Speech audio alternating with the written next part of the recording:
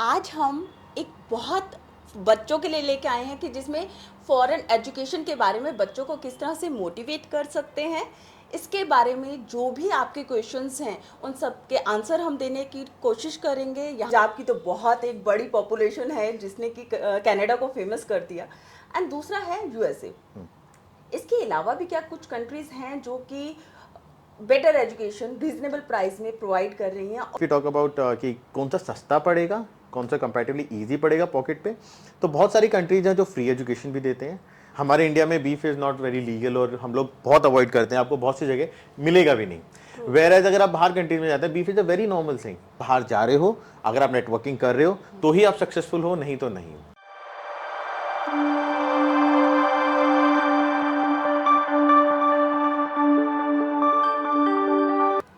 Hi, this is Anjali Chattopadhyay. Welcome to our channel. And आज हम एक बहुत बच्चों के लिए लेके आए हैं कि जिसमें फॉरेन एजुकेशन के बारे में बच्चों को किस तरह से मोटिवेट कर सकते हैं। इसके बारे में जो भी आपके क्वेश्चंस हैं उन सब के आंसर हम देने की कोशिश करेंगे। यहाँ पर हमारे साथ हैं foreign educational specialist mister Sandeep Yadav. Hi Sandeep, how are hi you? Anjali, I am good, how are you? I am also good. Sandeep, आज जैसे हमारा मोटिव है कि बच्चों को ये जो उनके पास में एजुकेशन के लिए नॉलेज नहीं है, उनको समझ में नहीं आता है कि कहाँ से प्रॉपर नॉलेज ले पाएँ, तो उसके बारे में आज हम बात कर रहे हैं। आप जानते हैं कि इंडिया में जो बच्चे हैं ना, वो ज़्यादातर इकोनॉमिकल क्लास से आते हैं या फिर मिडिल क्लास से आ रहे हैं, राइट? ठीक है। तो अब होता क्या है, सिर्फ सबको ज़्यादातर पता है कनाडा के बारे में। पंजाब की तो बहुत एक बड़ी पॉपुलेशन है जिसने कि कनाडा को फेमस कर दिया, एंड दूसरा है यूएसए। इसके अलावा भी क्या कुछ कंट्रीज़ हैं जो कि बेटर एजुकेशन रीजनेबल प्राइस में प्रोवाइड कर रही हैं, और उसके लिए बच्चों को किस स्ट्रीम के लिए ऑप्ट करना चाहिए? बिल्कुल। तो अगर हम एजुकेशन अब्रॉड की बात करते हैं तो उसमें बहुत सारी कंट्रीज़ के ऑप्शन आते हैं, जिसके अंदर हमारे पास आता है यूरोपियन कंट्रीज़ आती हैं, हमारे पास यूके भी आता है, हमारे पास ऑस्ट्रेलिया भी आता है, कनाडा भी आता है और यूएसए भी आता है।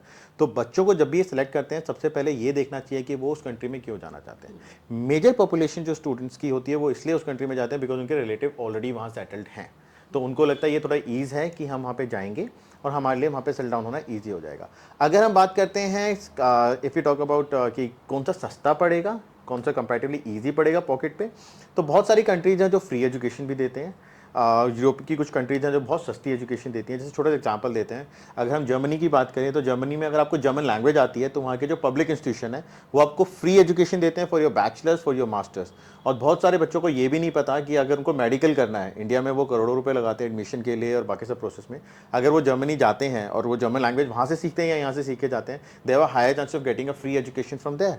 उसके बाद उनकी उनकी बैचलर्स और मास्टर्स, उनकी एमबीबीएस पूरी कंप्लीट हो जाती है। तो इसमें बच्चों को किस तरह का बजट प्लान करना चाहिए इस केस में? कि नॉर्मली, क्योंकि जब हम फॉरेन एजुकेशन की बात करते हैं, 45 lakh 50 lakh is very easy money, you know, they ask. तो tell me what kind of budget they choose, and another part is कि किस तरह से वो सही यूनिवर्सिटीज को चूज कर पाएं। मैं हमेशा एक स्टूडेंट को एक क्वेश्चन पूछता हूँ कि आप क्या करना चाहते हो, आप जेन्युइनली क्या करना चाहते हो, जिसके बेस पे आपको अपना करियर बनाना है। इट्स नॉट अबाउट कि आपके ब्रदर ने क्या किया, आपके सिस्टर ने क्या किया या आपके रिलेटिव्स ने क्या कहा आपको। आपका इंटरेस्ट किस में, पहले वो चीज़ समझनी बहुत जरूरी है। हर कंट्री कुछ एक प्रोग्राम्स के लिए बहुत अच्छी होती है। अगर हम बात करते हैं जर्मनी के लिए, ऑटोमोबाइल में जर्मनी से अच्छा कुछ भी नहीं है। अगर आप बात करते हैं आईटी के लिए, आयरलैंड से बेटर कुछ नहीं है। अगर आप बात करते हैं आईटी के लिए, obviously Germany can be a good option. अगर आप बिजनेस प्रोग्राम के लिए देख रहे हैं तो Canada can be a good option, आपका ऑस्ट्रेलिया भी अच्छा ऑप्शन है। अगर आप एमबीए देख रहे हैं तो UK is a very good option, it's cheap, like you can complete your master's degree in 1 year. तो इस तरीके से बहुत सारे बेनिफिशिएशन होते हैं जिसमें बच्चे से ये समझना पड़ता है कि उसका इंटरेस्ट किस चीज़ के अंदर है, वो एक्चुअली में क्या करना जाना चाहता है। उसके बाद आप उसको कंट्री डिसाइड कर सकते हो, यूनिवर्सिटी डिसाइड कर सकते हो। बिकॉज यूनिवर्सिटी आप नॉर्मली सेलेक्ट करते हो, वो पब्लिक यूनिवर्सिटीज आप जो सेलेक्ट करते हो, हर लोकेशन पे अपनी 1-2 पब्लिक यूनिवर्सिटीज होती हैं, तो उसके लिए भी आपको ये समझना पड़ता है है कि बच्चे की प्रेफरेंस कहाँ है, वो लंदन जाना चाहता है यूके में या वो मैनचेस्टर जाना चाहता है, अगर वो कनाडा जाना चाहता है, वो ओंटारियो जाना चाहता है, टोरंटो जाना चाह रहा है, या वो ब्रिटिश कोलंबिया वैंकूवर जाना चाह रहा है। तो बहुत सारी चीज़ें होती हैं जो आपको अंडरस्टैंड करनी पड़ती है। कभी भी आप स्टूडेंट के आते ही आप उसे बोल नहीं सकते कि आप यहाँ चले जाओ, पहले आपको आधा घंटा पौना घंटा उसके साथ लगाना पड़ता है कि भाई आप क्या चाहते हो, आप कहाँ जाना चाहते हो। कई बार होता है बच्चों को आइडिया नहीं है, तो हम हमेशा कहते हैं पहले आप उनको उनके प्रेफरेंस के अकॉर्डिंग बता दो, बट हमेशा उन्हें गाइड करो कि इसके अलावा वो कहाँ जा सकते हैं, कौन सा ऑप्शन बेटर है। ऐसा मेरे करियर में बहुत बार हुआ है, 15 साल हो गए इंडस्ट्री के अंदर, जिसके अंदर मैंने बहुत सारे बच्चे हैं जो ऑफिस के अंदर आए हैं अपना माइंडसेट लेके कि मुझे कनाडा ही जाना है या ऑस्ट्रेलिया ही जाना है, पर उनको थोड़ा सा समझाया, उनके पेरेंट्स को थोड़ा समझाया कि किस इसके अलावा अगर आप ये ऑप्शन लेते हो तो आपके बच्चे के लिए ज़्यादा अच्छा है। एंड आज की डेट में वो बच्चे उस कंट्री में गए नहीं जहाँ के लिए वो आए थे, आज वो पढ़ी किसी और कंट्री में, they are very happy over there. For example, I had a student from Dwarka itself, जिसने अपना एडमिशन लेना था, he was into what you call it aeronautical engineering, and he had the mindset कि मैं यूके चला जाऊंगा या कनाडा चला जाऊंगा, एंड आई वाज लाइक कि नहीं, you should go to either France और you can go to Ireland. They have a very good programs into that, and today he's settled, very well settled in Ireland. वहाँ पे आराम से अच्छी job कर रहा है, अच्छा पैसा कमा रहा है, and he's happy, he's in touch with me. What do you think कि स्टूडेंट्स को किस माइंडसेट के साथ में जाना चाहिए? क्या कल्चरल डिफरेंस आ जाएगा वहाँ पे? The parents should be prepare for that thing कि हाँ हमारा बच्चा वहाँ जा रहा है तो उसका माइंडसेट वहाँ पर चेंज होने वाला है, या किस तरह का लाइफस्टाइल उनको मिलने वाला है, किस तरह से बच्चों को प्रिपेयर होना चाहिए? इसके लिए प्रिपरेशन सबसे पहले आपको ओपन माइंड होना चाहिए। You should be ready to accept anything which is coming across to your way. आपके रास्ते में जो चीज़ आएगी आपको उस चीज़ को एक्सेप्ट करना आना चाहिए। आप ये नहीं कह सकते कि मेरे कल्चर में ये चीज़ नहीं होती है तो आपको ये चीज़ आप भी नहीं करो। बहुत छोटा एग्जांपल है, आई नो हिंदुइज्म के ऊपर बहुत टॉपिक उठ सकते हैं इसके ऊपर, पर अगर हम बात करें बीफ, हमारे इंडिया में beef is not very legal और हम लोग बहुत अवॉइड करते हैं, आपको बहुत सी जगह मिलेगा भी नहीं। वेयर अगर आप बाहर कंट्रीज में जाते हैं, beef is a very normal thing, it's your choice whether you want to eat, आप खाना चाहते हो नहीं खाना चाहते, बट आप बच्चों को ये नहीं बोल सकते कि अगर कोई खा रहा है तो आप उसके साथ बैठो भी नहीं। तो कुछ कुछ माइंडसेट आपको चेंज करने पड़ेंगे। अगर आप देखते हैं वहाँ पे फ्राइडे नाइट्स में लोग जाते हैं, आउटिंग करते हैं, सैटरडे नाइट आउटिंग करते हैं, बिल्कुल पूरे हफ्ते काम कर रहे हैं, तो it's a very normal thing. ऐसा नहीं है कि अगर आउटिंग कर रहे हो तो आपका बच्चा बिगड़ ही रहा है या सुधर ही रहा है, बिकॉज नेटवर्किंग बहुत जरूरी है। पेरेंट्स को सबसे पहले जो समझना चाहिए वो ये कि नेटवर्किंग इज एवरीथिंग अब्रॉड। अगर आप बाहर जा रहे हो, अगर आप नेटवर्किंग कर रहे हो तो ही आप सक्सेसफुल हो, नहीं तो नहीं हो।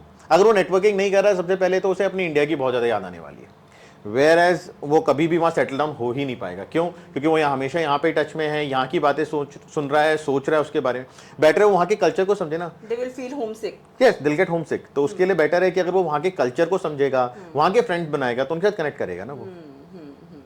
सो tell me one more thing कि कैसे प्रेशर जो वहाँ पर बिल्ड होता है, obviously you are going in the different country, different atmosphere, different culture, and अब वही बात आती है कि मिडिल क्लास से जा रहे हैं तो हमारे पास ये भी एक प्रेशर होता है कि पेरेंट्स पे हम कम से कम प्रेशर डालें। बिल्कुल। तो यूनिवर्सिटीज़ कितने घंटे की इंटर्नशिप देती हैं, कैसे सरवाइव करते हैं वहाँ बच्चे, लाइफस्टाइल क्या होता है, उसके बारे में आप थोड़ा बताइए। And if I am not wrong, आपने भी अपनी एजुकेशन कनाडा से ही की है, what was your journey along that? अगर हम बात करते हैं इंटरनेशनल एजुकेशन की ना, तो एक चीज़ का माइंडसेट जो मुझे बहुत अच्छा लगता है कि आपको वहाँ पे एक स्पेस मिलता है 20 आवर्स का। आपको नॉर्मली हर कंट्री का अलग है, बट एक स्टैंडर्ड लगा लेते हैं, आप 20 आवर्स पर वीक जॉब कर सकते हो, जिसके अंदर आपके पास है या तो आप सैटरडे संडे जॉब करके अपने आवर्स कंप्लीट कर लो, आप वीकडेज में डिवाइड कर लो अपने आवर्स को, जैसे भी आप करना चाहते हो वैसे कर सकते हो। मोस्ट ऑफ द कंट्रीज में कहीं पे भी आपकी 5 डेज क्लासेज नहीं होती। मेजरली जो कंट्रीज है वहाँ पे 3 दिन क्लासेज होंगे या 4 दिन क्लासेज होंगे, जो टाइमिंग में होते हैं बड़े ओड होते हैं। इंडिया की तरह नहीं होता कि आपका 9 to 5 का कॉलेज है और आप बस उसी में पढ़ रहे हो, नहीं, ऐसा नहीं है। तो पहली चीज़ तो ये। दूसरी चीज़ जो माइंडसेट होता है, जो मैं बच्चों को थोड़ा सा समझाता हूँ, जब बच्चा वहाँ पहुँचता है ना तो उसको एक प्रेशर, पीयर प्रेशर बहुत ज़्यादा आता है कि मेरे माँ बाप ने मुझे यहाँ भेजा है, उनके माँ बाप ने उनको भेजा है किसी को देख के, उसका चाचा ताऊ का लड़का या उनके चाचा ताऊ हो गए, कोई भी वहाँ गया हो कि उसने ये कर लिया, अब तू भी ये कर ले। भाई आपको समझना बहुत जरूरी है कि वो किस टाइम पे जा रहा है। वो लोग 4 साल पहले गए थे, 5 साल पहले गए थे, 50 साल पहले गए थे, उनको और अपने बच्चे को कंपेयर करना आपको बंद करना पड़ेगा। अगर आप चाहते हो कि आपका बच्चा बाहर सेटल्ड हो, सबसे पहले आपको अपने बच्चे को ये सिखाना पड़ेगा कि बेटा आप जा रहे हो तो पहले पढ़ाई जरूरी है, जॉब जरूरी है, आप अपना लिविंग निकाल रहे हो वो भी बहुत अच्छी बात है, पर मेरे हिसाब से वो पेरेंट बहुत अच्छा करते हैं जो सीधा बोलते हैं कि बेटा तू पहले पढ़ ले, अगर तू पढ़ लेगा तो मेरे लिए वो इनफ है। क्योंकि ये बहुत प्रेशर रहता है बच्चे के लिए कि मेरा कजन भाई आया था 4 साल पहले, आज वो मस्टैंग चला रहा है। अरे भाई वो मस्टैंग चला रहा है क्यों, 4 साल पहले आया था, उसने वो सर्वाइवल देखा है, तुम आते ही मस्टैंग थोड़ी खरीदोगे। तो ये माइंडसेट बहुत ज्यादा है बच्चों के लिए। आज की जितनी जनरेशन मैंने देखी है जो जा रही है, चाहे पंजाब ले लो, गुजरात ले लो, तो मेजरली सिटी से जो बच्चे जा रहे हैं, ये जाते ही सबसे पहले इनका सपना होता है जाते हैं हम तो बड़ी गाड़ी लेंगे। आप बड़ी गाड़ी लोगे भैया, बड़ी गाड़ी का फ्यूल कैसे निकालोगे अगर आप, फैसिनेटेड वर्ल्ड। हाँ एग्जैक्टली राइट, आप फ्यूल कैसे निकालोगे? इंडिया के तो इंश्योरेंस आपका महीने का, वहाँ साल का नहीं होता है, वहाँ पे महीने का इंश्योरेंस देना होता है आपको, विच इज लाइक एक्सपेंसिव। अगर आप एग्जांपल दूंगा, $500 के करीब करीब आपका इंश्योरेंस पड़ जाता है महीने का। अगर हम बात कर रहे हैं माइंडसेट की, पेरेंट्स को क्या माइंडसेट रखना चाहिए, बच्चे को क्या माइंडसेट रखना चाहिए, पेरेंट्स को सबसे पहले ये माइंडसेट रखना चाहिए कि मेरा बच्चा जाए और वहाँ एजुकेशन अच्छी ले, वो बहुत जरूरी है। बिकॉज अगर बच्चा एजुकेशन ही नहीं लेगा तो उनके सोशल जो भी कंपनीज हैं उनमें काम कैसे करेगा? आप कंपनीज में आप इंटरव्यू देने जा रहे हैं, अगर आपको पता है कि मैं इंटरव्यू दे रहा हूँ और मुझे यहाँ का कल्चर नहीं पता है, यहाँ की अंडरस्टैंडिंग नहीं पता है, यहाँ एजुकेशन सिस्टम नहीं पता है, यहाँ का प्रोसेस नहीं पता है, तो आप इंटरव्यू क्लियर कैसे करोगे? बहुत सारे बच्चे हैं जो कनाडा के अंदर जाते हैं या फॉरेन कंट्रीज के अंदर जाते हैं, जो लोग वहाँ जाके क्या करते हैं, सबसे ज़्यादा फोकस करते हैं अपने पार्ट टाइम जॉब पे कि हम अपनी फीस निकाल लेंगे। अरे भाई आप फीस निकालो, बट आपने सीखा तो कुछ भी नहीं। आपने कॉलेज से क्या सीखा? आपने लोगों से कनेक्शन कहाँ बनाए? आपने नेटवर्किंग कहाँ की? तो आपको ये जानना बहुत जरूरी है कि आप जो कंपेयर करते हो अपने आप को अपने रिलेटिव्स के साथ, चाहे वो आपके रिलेटिव हैं या आपके एंसेस्टर्स हैं जो वहाँ पे पहले से आके बैठे हैं, तो प्लीज़ आप उन्हें कंपेयर करना बंद करो। आप आज आए हो, आज क्या पॉसिबिलिटी है वो देखो ना, राइट? तो आप जब भी अपने बच्चे को बाहर भेजते हैं पढ़ने के लिए, सबसे पहले जरूरी है कि उस पर प्रेशर मत बनाओ कि बेटा जाओ और जाके जॉब पे फोकस करो। अग्री, जॉब जरूरी है, और शायद 90% बच्चे जो बाहर जाते हैं या जो पेरेंट बाहर भेजते हैं वो इसी पर्पज से भेजते हैं कि उनका बच्चा पैरों पे खड़ा होगा। बिकॉज इंडिया में क्या, अगर बच्चा एजुकेशन कर रहा है तो साइमल्टेनियसली वो जॉब तो कहीं कर ही नहीं रहा है, वो अपने पेरेंट्स से ही पैसा ले रहा है, राइट? तो हम बाहर क्यों भेजते हैं? वो डिपेंडेंट अपने पेरेंट्स पे, राइट? तो वो बाहर क्यों जाता है, या मैं बाहर क्यों गया था? बिकॉज मेरे पास एक ही पर्पज था कि मुझे अपना सेल्फ इंडिपेंडेंट बंदा बनना है, मुझे इंडिपेंडेंट होना है जल्दी से जल्दी। बिकॉज यहाँ पे हमारे पेरेंट्स ने एक सर्कल बना रखा है कि कुछ हुआ तो बेटा मैं बैठा हूँ यहाँ पे, बेटा मैं बैठी हूँ यहाँ पे, तेरे को पैसे चाहिए ये ले पैसे। बट ऐसे नहीं होता है। व्हेन यू गोइंग अब्रॉड, आपको एक वर्ड होता है, लाइफ की किक मिलती है कि एक्चुअल वर्ल्ड में क्या हो रहा है। वो माँ बाप की जो थोड़ी सी दुनिया थी ना, उस दुनिया के बाहर दुनिया क्या है एक्चुअली में, आपको वो समझना बहुत जरूरी है कि इस दुनिया में मुझे अगर रहना है तो कैसे सर्वाइवल कैसे करना है। यहाँ है ही नहीं। आप बहुत सारे बच्चे देखेंगे इंडिया के अंदर जो आज भी 30-30 साल के हो गए, 35 साल के हो गए, but they are not working.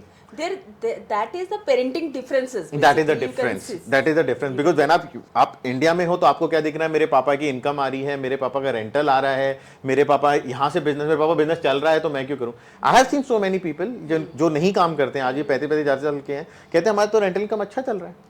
तो आप जब बच्चा बाहर जाता है, अगर आप वहाँ बिलियनर का भी बच्चा देखोगे, वो काम करेगा क्योंकि उनका माइंडसेट है कि बेटा आपको खुद अपने पैरों पे खड़ा होकर जो बनना आप वो बनो, आप मेरी इनकम पे नहीं बन सकते कुछ भी, राइट? तो ये पेरेंट्स को समझना पड़ेगा कि आप बच्चे को बाहर भेजो तो आप इसी माइंडसेट से भेज रहे हो ताकि वो कुछ बने।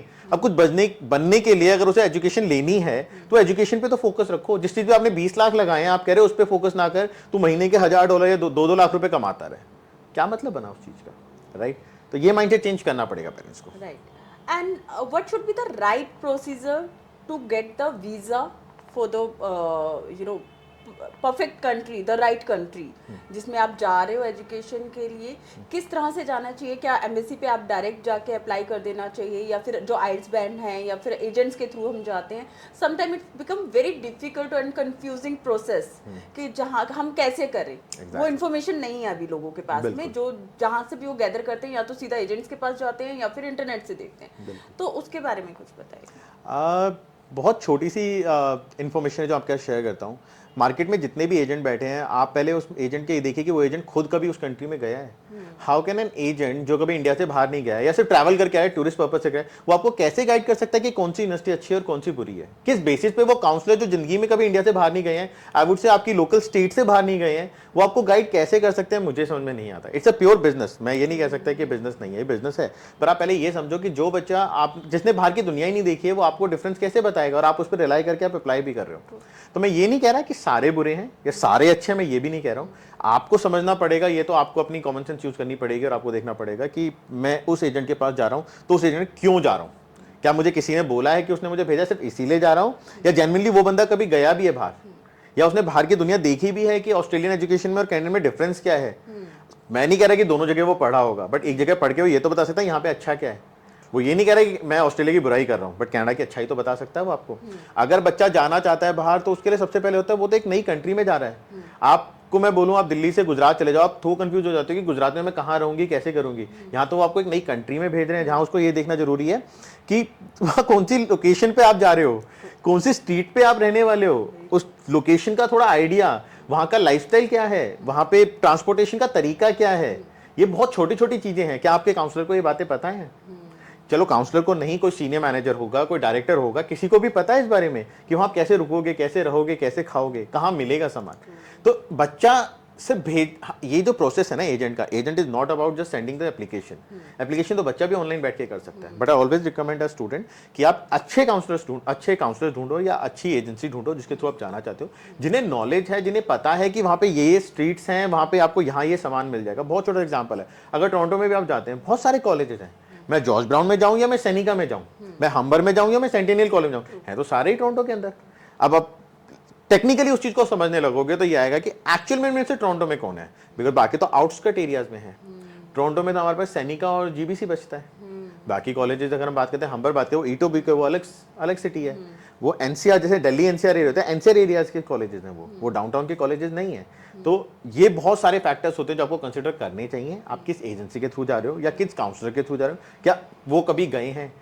बहुत सारे काउंसलर्स आपको ये बात भी बोलते हैं कि हम एक हफ्ते के लिए होके आए थे, हमने यूनिवर्सिटी देखी। आप एक हफ्ते में यूनिवर्सिटी कैसे देख सकते हो? आप गूगल पे ही देख लो, एक हफ्ते से अच्छी यूनिवर्सिटी तो आप गूगल पे भी मिल जाएगी आपको आजकल स्ट्रीट व्यू पे, राइट। तो ये चीजें बहुत बेसिक है कि बच्चे को समझना चाहिए कि पहले मैं किसके थ्रू जा रहा हूँ। अगर हम एप्लीकेशन प्रोसेस की बात करते हैं तो बच्चा एप्लीकेशन खुद कर सकता है, बट जहां पे बच्चा प्रॉब्लम फेस करता है वो होता है स्टूडेंट वीजा एप्लीकेशन। कॉलेज में एडमिशन लेना आसान है, बट वीजा एप्लीकेशन मुश्किल है। तो नॉर्मली अगर आप एजेंट के थ्रू करते हो तो उन्हें नॉलेज होती है, यहाँ पे एजेंट पिक्चर में आता है। अब वो एजेंट को चाहे कॉलेज की नॉलेज नहीं है कि कैसी लोकेशन, पर उसे वीजा की नॉलेज है क्योंकि उसने इतने सारे वीजा कर दिए, उसको पता है वीजा कैसे करना है। तो वीजा के अंदर अगर आप तब जाओगे एजेंट के, ऐसे बेटर आप पहले ही चले जाओ, बिकॉज बाद में उसको कॉलेज से कुछ भी अर्निंग नहीं होगी तो आपसे अर्न करेगा। देखो फ्री नहीं है, इट्स अ बिजनेस, मैंने पहले भी बोला। तो अगर आप ये सोच रहे हो कि मैं एजेंट के पास जाके बाद में सिर्फ वीजा लगवा लूंगा, वो आपको फ्री में क्यों सर्विस देगा? क्या आप किसी को सर्विस देते हो फ्री में? Simple scenario, right. तो अभी उन्हें ये समझने की जरूरत है कि अगर मैं किसी एजेंट के पास जा रहा हूं तो पहले चला जाता हूं, पहले एजेंट ही ढंग से सेलेक्ट कर लो कि आप उसको क्या नॉलेज है क्या नहीं है। उसके बाद आपको पहले एजेंट को साइन अप करना पड़ता है। हर तरीके के एजेंट कुछ फ्री सर्विसेज देते हैं, कुछ पेड सर्विसेज देते हैं। अब उसमें भी वेरिएशन आ जाता है। कोई फ्री सर्विस देता है, उसमें ये होता है कि उसमें बच्चा बहुत ज्यादा आता है, वॉल्यूम जाता बाहर बहुत कम है। कुछ लोग पेड सर्विस देते हैं, पेड में भी ये वेरिएशन आता है कि बहुत ज्यादा एक्सपेंसिव पेड सर्विस तो मिनिमम, वेरी मिनिमम, जैसे छोटे एग्जांपल, कोई 10,000 रुपए लेता है आपसे अगर एप्लीकेशन पूरे प्रोसेस के लिए, तो it's not a big amount. जहां आप लाखों रुपए 20 लाख रुपए लगा रहे हो और आपको एक एजेंट मिल रहा है जो आपको ये कह रहा है कि मैं तेरी एप्लीकेशन पे 100% डालूंगा, तो आप उससे लगाओगे ना एप्लीकेशन। तो वो अगर 100% आपको देगा तो आपसे कुछ तो लेगा कि आप जाओगे। कल को उसने एडमिशन भी करा दिया, सब कुछ करा दिया, बाद में हमने फीस नहीं भरी, उसको तो कुछ भी नहीं मिला। तो वो चैरिटी के लिए तो वो भी नहीं बैठा है, राइट। तो इसलिए आपको सबसे पहले एजेंट साइन अप करना है। अगर हम एप्लीकेशन की बात करते हैं, मेजरली जो कंट्रीज हैं सबके अंदर आईएल्स मेजरली सारी कंट्रीज में चलता है। वैसे बहुत सारे एग्जाम्स होते हैं, आईएल्स, पीटीई, टॉफेल होता है अपना, तो ये सारे ही एग्जाम चल रहे हैं। जो कोई भी आप एग्जाम देते हो आप किसी भी कंट्री में जा सकते हो, बट मेजरली बच्चे भी आईएल्स प्रेफर करते हैं because easy to crack the exam, right. उसके अलावा आपका पासपोर्ट चाहिए होता है, आपके एकेडमिक डॉक्यूमेंट चाहिए होते हैं, आपका अगर एक्सपीरियंस है तो एक्सपीरियंस। अगर आप साइमल्टेनियसली अलग कंट्री के अलग रूल हैं, अगर आप यूनिवर्सिटीज में अप्लाई कर रहे हो तो आपको 2 लेटर ऑफ रिकमेंडेशन चाहिए होते हैं, आपको एसओपी स्टेटमेंट ऑफ पर्पस चाहिए होता है। तो ये बहुत बेसिक डॉक्यूमेंट, अगर हम टर्मिनोलॉजी यूज करते हैं तो एसओपी क्या है, कुछ भी नहीं है, बट अगर आप उसको समझोगे तो आप इंटरव्यू थोड़ी दे रहे हो यूनिवर्सिटी के अंदर। तो अगर आप इंटरव्यू नहीं दे रहे हो और आप SOP is a kind of a interview for you, आपकी एसओपी तो आपका फेस है।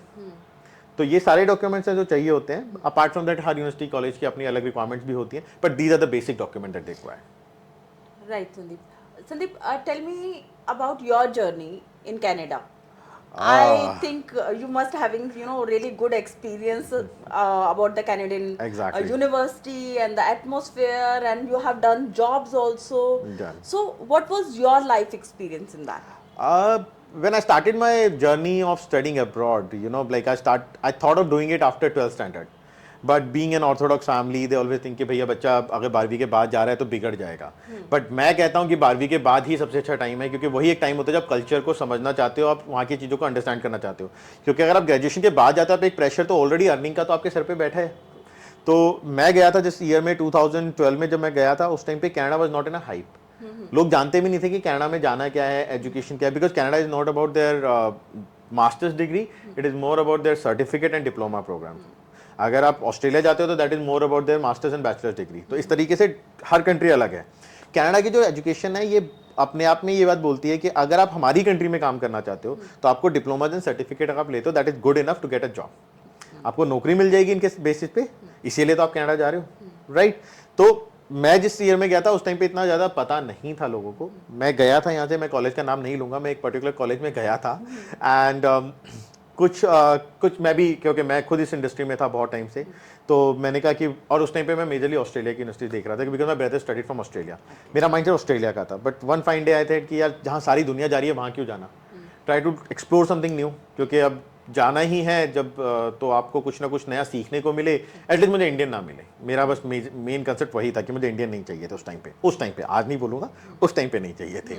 तो मैंने एडमिशन लिया एक कॉलेज के अंदर जो एक रिमोट एरिया में था। मुझे नहीं बताया गया कि ये यूनिवर्सिटी या कॉलेज जैसे रिमोट एरिया में, जैसे कि मैं खुद भी उस टाइम पे नहीं गया था तो मुझे नहीं पता था। इसीलिए मैं बच्चों को बोलता हूँ कि आप पहले देखो आप किसके थ्रू जा रहे हो, राइट। तो उन्होंने मुझे भेजा, मैंने वो कॉलेज देखा, बट वो कॉलेज मुझे समझ में नहीं आया। मैं 3 दिन रुका, 3 दिन के बाद मैंने उसको से अपना एप्लीकेशन विड्रॉ किया, मैं वापस इंडिया आया। फिर मैंने कहा नहीं, ऐसे बात नहीं बनेगी, you can not depend on the counsellors, मैं खुद इस इंडस्ट्री से, why can not just do my own research. तो मैंने अपनी रिसर्च की, I figure out another college name George Brown College जो टोरंटो में डाउनटाउन में है, and one of my friend used to work there. मैंने उसे कॉल किया, मैंने बोला कि यार मैं ये पर्टिकुलर प्रोग्राम है जो मैं करना चाहता हूँ, एंड शी वाज लाइक तू कर लेगा ये प्रोग्राम? मैंने कहा हाँ मैं कर लूंगा। कहती नहीं बहुत बच्चे फेल होते हैं इस प्रोग्राम में। मैं कहा कोई बात नहीं, मेरा family business is into custom clearance and freight forwarding, मैं कहा मेरे बिजनेस से रिलेटेड है और मैं बैचलर्स मास्टर्स ऑलरेडी इस चीज के अंदर कर चुका हूँ, तो it will be easy piece of cake for me. कह रही नहीं ये बहुत डिफिकल्ट। मैं कहा कोई बात नहीं, आप दे दो मुझे। I went to Canada on this programme in January 2023। देन मैंने 1 जनवरी को वहाँ पे लैंड किया। It was too harsh weather, बहुत ज़्यादा।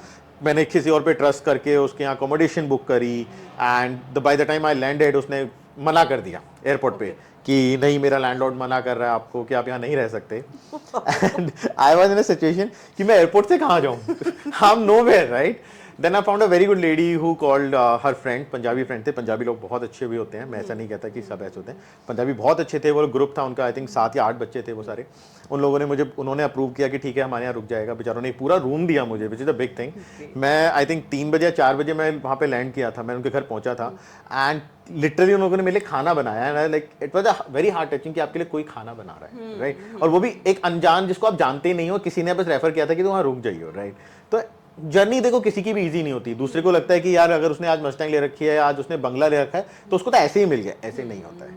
उसने उसके लिए हार्डवर्क किया है, उसने एफर्ट डाले हैं, इसलिए उससे मिला है, राइट। तो मैंने अपनी एजुकेशन वहाँ से करी, मैंने वहाँ पे जॉब करी, फिर यहाँ पे आया। यहाँ पे कंपनी में मुझे अपॉर्चुनिटी मिली जिसके अंदर मुझे था कि पूरा सेटअप मुझे करना था।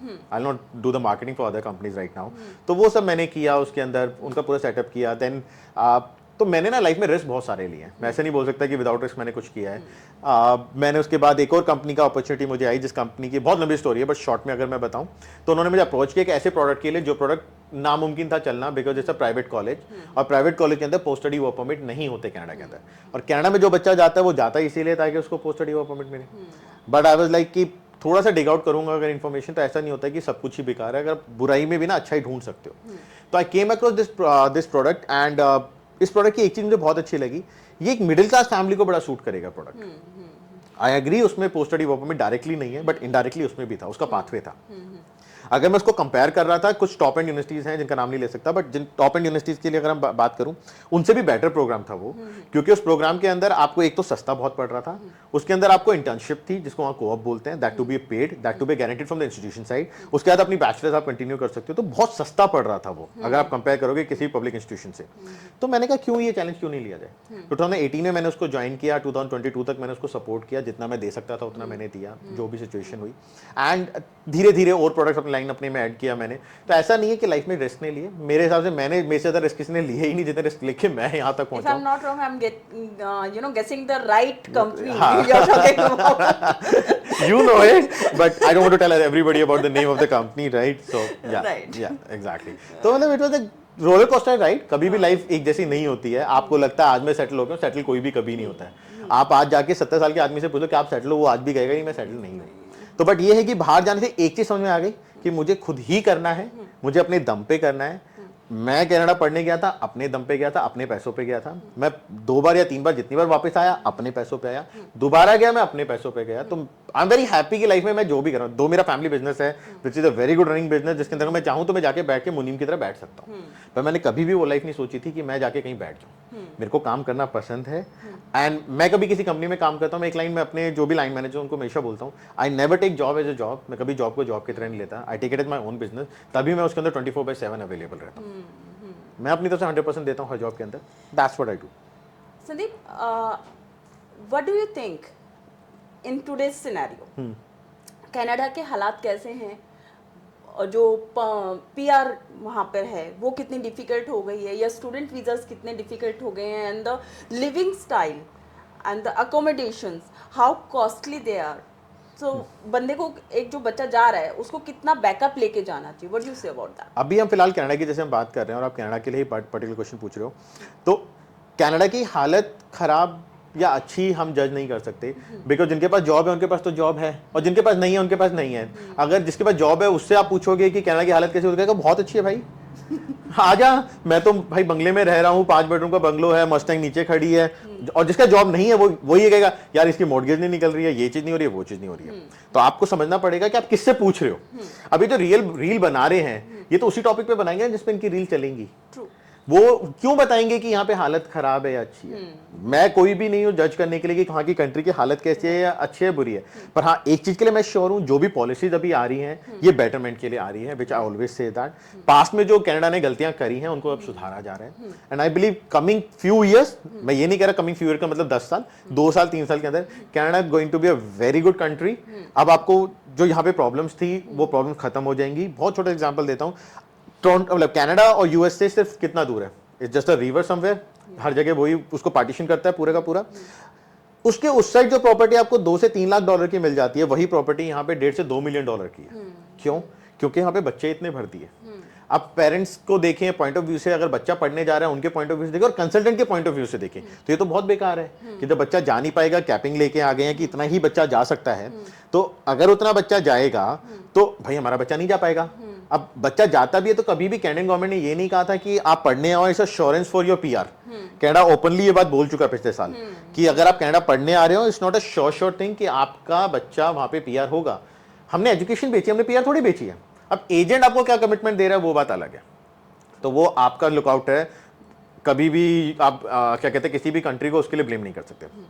दूसरी चीज, अब वो कहते हैं कि बच्चा जितना आ गया है over the period of time, भाई घर तो लिमिटेड ही थे। अगर वो घर लिमिटेड थे तो उनके अंदर रहने वाले लोग भी तो लिमिटेड होंगे। तो उन्होंने कोई भी ऐसा डिसीजन नहीं दिया जिसके लिए मैं बोलूं कि वो अगेंस्ट है कंट्री के लिए। इट्स जस्ट दैट कि लोगों ने रील इतनी बना दी है इन्फ्लेशन की। अगर बहुत ज्यादा रील्स आ रही हैं तो जी इन्फ्लेशन कहां पे नहीं है? यूएस में इन्फ्लेशन नहीं है क्या? यूके में इन्फ्लेशन नहीं है क्या? ऑस्ट्रेलिया में इन्फ्लेशन नहीं है? कहां पे नहीं है दुनिया में? या इंडिया में इन्फ्लेशन नहीं है? आप ये बताइए। इंडिया में तो ले ऑफ हो रहे हैं, रोज सुनने में आते हैं आईबीएम से आज इतने लोग निकाले, किंडल से आज इतने लोग निकाले, टीसीएस से इतने लोग निकाले। उसको कोई इन्फ्लेशन क्यों नहीं बोल रहा है? जस्ट बिकॉज वो कनाडा में हो रहा है तो इन्फ्लेशन हो गया। तो आपको ये समझने की बहुत ज़्यादा जरूरत है कि जितना भी आप देख रहे हो सोशल मीडिया पे, रियलिटी चेक आपको नहीं मिल रहा है। लोग वही दिखा रहे हैं जो आप देखना चाहते हो। अगर वो सच बोल रहे होंगे तो आप उसको देखोगे ही नहीं। आज मैं आपको बोल रहा हूँ कि वहाँ पे इन्फ्लेशन नहीं है इतना ज़्यादा जितना बताया जा रहा है, तो आप हटा दोगे इस वीडियो को फटाक से 2 मिनट में, आप टाइम ही नहीं लगाओगे क्योंकि आप सुनना ही नहीं चाहते इस बारे में। आप तो वो सुनना चाहते हो जो आप दिखाना चाहते हो दुनिया को। तो ये चीज़ समझनी बहुत जरूरी है कि वहाँ पे ऐसा नहीं है। मैं ये नहीं कह रहा कि नहीं है, बिल्कुल है जी, बट लिमिटेड है। और जो सिचुएशन वहाँ पे अभी हो रखी है स्टूडेंट्स को लेके, कोई नेगेटिव सिचुएशन नहीं है। जितने लोग ये बोल रहे हैं कि वहाँ पे नेगेटिव हो गया, नहीं जी बिल्कुल नेगेटिव नहीं हुआ है। कुछ चीजें थी जो मार्केट में नई नई वहाँ पे आई थी जिनकी वजह से इम्पैक्ट हुआ। अगर आप नंबर देखते तो नंबर उन्हीं के बंद हुए। अगर हम छोटा सा एग्जांपल देते हैं, कनाडा ने अभी पब्लिक, एक होते थे पब्लिक इंस्टीट्यूशन, एक होते हैं प्राइवेट इंस्टीट्यूशन। हर एक लोकेशन पे 1 या 2 पब्लिक हो सकते थे, मेजर अगर बड़ी सिटी है तो। अगर छोटी सिटी तो वहाँ पे एक ही पब्लिक इंस्टीट्यूशन होता था। अब अगर एग्जांपल देते हैं फ्लेमिंग कॉलेज का बात करते हैं, अगर वो कॉलेज है पीटरब्रो में, या हम बात करते हैं फ्रेंशा कॉलेज जो है लंदन में, बट बच्चा तो टोरंटो जाना चाहता है, तो ये सब लोग इन बच्चों को मिस आउट कर रहे थे। तो एक प्रोविजन आया था जिसके अंदर वो करते थे कि आप अगर अपना एक कैंपस यहाँ खोलना चाहते हो टोरंटो में, तो आप पीपीपी कर सकते हो, पब्लिक प्राइवेट पार्टनरशिप। एक प्राइवेट इंस्टीट्यूशन के साथ अपनी पार्टनरशिप कर सकते हो कि आपका बच्चा सर्टिफिकेट उसी यूनिवर्सिटी या कॉलेज का मिलेगा बट पढ़ेगा यहाँ लोकेशन पे। अब जो ये प्राइवेट इंस्टीट्यूशन थे, ये एग्रीगेटर्स थे, इन लोगों को देखो for them it's a business. उन्होंने वो बच्चा ही इतना बुलाया, उन्होंने इतना ज्यादा मैस फैला दिया। टोरंटो के अंदर अगर आप देखते हो, टोरंटो भरा पड़ा है बच्चों से। बच्चा जाना ही, मैनिटोबा बच्चा जाना ही नहीं चाहता। बच्चे को बोलो न्यू साउथ इसमें कहते हैं नोवा स्कोशिया चला जाओ, वहां जाना ही नहीं चाहता। हर कोई या तो टोरंटो जाना चाहता है या आप ब्रिटिश कोलंबिया। तो वो लोग पीआर किसको दे रहे हैं? जहाँ पे लेबर कम है। जो मेरा बेस्ट फ्रेंड है, हाँ। his son is studying in this college and उसको वीजा नहीं मिल रहा है। Is that possible? मेरे फ्रेंड को वीजा नहीं मिल रहा। पॉसिबल नहीं है। अगर बच्चा है वहाँ पे पढ़ रहा है, You can help him. Definitely I can help him. अगर उसे चाहिए वीजा, एक बार प्रोफाइल देखनी पड़ेगी मुझे, किस वजह से नहीं मिल। 3-4 houses in Gurgaon. He has a wonderful job. पर उसको वीजा नहीं दे रही। पॉसिबल नहीं है, नहीं है पॉसिबल। जो एप्लीकेशन जहाँ से लगवाई है, कई बार बंदा क्या काम करता है, उसे लगता है कि यार पता मेरा चला बच्चा ग्लिच कर रहा है। सर बच्चे ना थोड़े से पैसे बचाने के लिए ना क्या करते हैं, अपनी एप्लीकेशन खुद। मैं छोटा एग्जांपल देता हूँ। एक क्लाइंट है जिन बहुत पैसा है उनके पास। अगर मैं उनकी सेविंग अकाउंट की बात करूँ, हस्बैंड वाइफ और बेटा तीनों हैं। तीनों के पास अगर अकाउंट में होगा तो करीबन 2-2 करोड़ के आसपास उनके अकाउंट में पैसा था। उसके बावजूद उनका वीजा डाला उन्होंने अपनी बेटी का वीजा डाला, एजुकेशन का खुद डाला, रिफ्यूज हो गया। सॉरी, वीजा लग गया उसका, ठीक है। तो ओवर कॉन्फिडेंस में आके कि हमने एक वीजा डाला, वो लग गया, तो अब अपने टूरिस्ट वीजा की बारी आई तो उन्होंने खुद डाला। तीनों के तीनों का वीजा रिफ्यूज। मुझे फोन आया कि क्या कहते हैं, क्या आप मेरा वीजा डाल सकते हो? मैंने कहा बिल्कुल डाल सकता हूँ, कोई प्रॉब्लम नहीं है। उसने चार्जेस पूछे, मैंने चार्जेस बताए। फ्री में तो मैं भी नहीं बैठा हूँ चैरिटी करने के लिए। तो मैंने उनसे बात करी, उनसे डिस्कशन हुआ एंड ही इज लाइक कि मैं मतलब बार्गनिंग करी, जो मेरे को पसंद नहीं है, बट चलो बार्गनिंग भी हुई और वीजा डाला उनका। एंड उनका दोनों हस्बैंड वाइफ का दोनों का वीजा आ गया विद इन से 15 दिन के अंदर। ठीक है, right agent basically. Right agent नहीं बोलूंगा, जिसको नॉलेज हो बस। Who has the knowledge. क्योंकि देखो सारा मैटर करता है आपकी डॉक्यूमेंटेशन। अब क्योंकि आप यूएस वीजा के लिए जाते हो तो आप इंटरव्यू देते हो, तो वहां आप लोग जस्टिफाई कर सकते हो। यहाँ पे तो आपसे जो डॉक्यूमेंट मांगे जा रहे हैं, आपको वो डॉक्यूमेंट ठीक से प्रोवाइड करने हैं ना। अगर आपको फाइनेंशियल डॉक्यूमेंट मांग रहे हैं और आप फाइनेंशियल डॉक्यूमेंट में कुछ गलत लगा रहे हो, तो उनके लिए तो भाई आप क्या जबरदस्ती के डॉक्यूमेंट क्यों लगा रहे हो? तो वो ऐसा नहीं कहते कि हम कोई मैजिक कर रहे हैं, या हमारी कोई अप्रोच है वहाँ पे एम्बेसी के अंदर कि हमने डाला तो जी आ ही जाएगा। 2 कभी रिफ्यूज टचवुड हुए नहीं है वीजा मेरे, कभी भी जो मैंने डाले हैं आज तक लाइफ में। मेरे बहुत सारे बच्चे हैं जिनका पीआर लगा हुआ है वहाँ पे, मैंने जिनका पीआर डाला है। अगर मैं गलत भी नहीं बोलूँगा, 60 to 70 क्लाइंट्स हैं जिनका मैंने पीआर डाला है and they are very well settled over there. So Sandeep, last question before ending this shoot, which is very important. How to apply for the PR? What are the misconception for any country, not a particular country? I'm talking about the every country. So throw some light on that. ठीक है, सबसे पहले आपको समझना पड़ेगा कोई भी country आपको पीआर क्यों देती है। सिर्फ पीआर इसलिए थोड़ी देती है कि आपने वहाँ से पढ़ाई कर ली है, या पीआर सिर्फ इसलिए थोड़ी देती है कि आप चाहते हो पीआर लेना और वो आपको दे देंगे। पीआर का पर्पस है परमानेंट रेजिडेंसी। हमें इस टाइप के लोगों की शॉर्टेज है। उनका ऑप्शन तो वर्क परमिट का भी है, वो वर्क परमिट दे सकते हैं, जैसे हमारे दुबई में होता है कि हमें शॉर्टेज है, आप आ जाओ, वर्क परमिट लो और आप यहाँ पे काम करते रहो। पीआर का मतलब है कि हमें इन लोगों की आगे फ्यूचर में भी डिमांड रहेगी। अगर आके आप हमारी कंट्री को कुछ बूस्ट दे रहे हो अपनी नॉलेज से, अपने एक्सपीरियंस से, अपनी एजुकेशन से, तो उसको लेके हम आगे चलेंगे, आपको साथ देंगे, राइट। तो चाहे वो कनाडा हो, चाहे यूके था, चाहे ऑस्ट्रेलिया है या था कह लो आप उसको, ये सारी कंट्रीज कहती हैं कि हमारे पास मैन पावर कम है। आप आओ, आप अपनी फैमिलीज को लेके आओगे, हमारी नेक्स्ट जनरेशन भी रेडी हो रही है, हम ये सारे काम कर रहे हैं। तो बच्चों के दिमाग में ये मिथ था कि हमसे पढ़ने जाएंगे और हमारा पीआर हो जाएगा। सबसे पहली चीज ये। दूसरी चीज, अगर आपको समझनी है, अगर आपको पीआर चाहिए किसी भी कंट्री का, तो सबसे पहले आप ये समझो कि उस कंट्री की कौन सी लोकेशन पे शॉर्टेज है। आप एक्सपेक्ट कैसे कर सकते हो कि मेलबर्न सिटी के अंदर शॉर्टेज होगी किसी की? आप एक्सपेक्ट कैसे कर सकते हो टोरंटो के अंदर शॉर्टेज होगी किसी चीज की, राइट? वहां पे तो आपको नॉर्मल लेबर अवेलेबल हो जाती है। आपको वो सिटीज टारगेट करनी पड़ेंगी जहां पे अभी भी शॉर्टेज है। कनाडा कभी भी अभी तक भी ये नहीं कह रहे कि हम 100% पीआर नहीं दे रहे हैं, वो पीआर दे रहे हैं। आप देखो कि पॉइंट सिस्टम में बहुत नीचे भी पॉइंट गए हैं, बट कहाँ गए हैं? पीएनपी। पीएनपी होते हैं प्रोविंशियल नॉमिनी प्रोग्राम। उसके अंदर आपको एडिशनल 600 पॉइंट मिलते हैं। जब 600 पॉइंट आपको वहां से मिल गए तो जब स्कोर 500 पे जाए आपका तो आ ही जाएगा एनी हाउ। तो आपको सेलेक्ट करनी पड़ेंगी लोकेशन, जैसे हो गया एल्बर्टा हो गया, मैनिटोबा हो गया, या आपका न्यू फाउंडलैंड हो गया, नोवा स्कोशिया हो गया। ये वो जगह है जहां पे अभी पॉपुलेशन उतनी नहीं हुई है। वो रोक रहे हैं पॉपुलेशन को जाने से टोरंटो, या आप लगा लीजिए मॉन्ट्रियल, या आप लगा लीजिए वैंकूवर, जो मेजर सिटीज हैं, क्योंकि वहां पॉपुलेशन ओवर पॉपुलेटेड जगह है, राइट। सेम चीज आती है ऑस्ट्रेलिया के अंदर। ऑस्ट्रेलिया के अंदर भी कुछ ऐसी स्टेट्स हैं जहां पे अभी ये नहीं है। अगर आपका बच्चा जा रहा है न्यूकासल यूनिवर्सिटी में जा रहा है, उधर वो एक ऐसी लोकेशन पे आता है जहाँ पे आपको एडिशनल पॉइंट्स मिलते हैं, क्योंकि आपने वहाँ से एजुकेशन की है, क्योंकि उन्हें पता है कि आप यहाँ से पढ़ोगे तो आप रहोगे भी तो यहीं, राइट। तो आप जब भी किसी कंट्री को चूज करते हो, सिर्फ ये मत देखो कि कनाडा पीआर देगा या ऑस्ट्रेलिया पीआर देगा, या यूके अभी नहीं देगा आगे देगा। वो पीआर देंगे। अगर आप आज भी देखते हो यूके के अंदर भी हेल्थ केयर की बहुत ज्यादा डिमांड है। कनाडा भी कहता है अगर आप ओंटारियो में भी अगर हेल्थ केयर से क्योंकि हमें उसकी डिमांड है, आ जाओ हम आपको पीआर दे देंगे। उसने मना तो नहीं किया। या आप ये देखो कि अगर आपको चाहिए, Canada is not a Hindi country, it's not a Punjabi country. यहाँ पे भी आपको ये नहीं है पंजाबी कंट्री है, हिंदी कंट्री है, इंग्लिश कंट्री।